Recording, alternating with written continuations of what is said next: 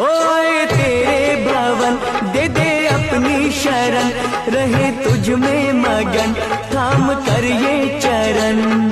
तन मन में भक्ति ज्योत तेरी हे माता जलती रहे, तन मन में भक्ति ज्योत तेरी हे माता जलती रहे।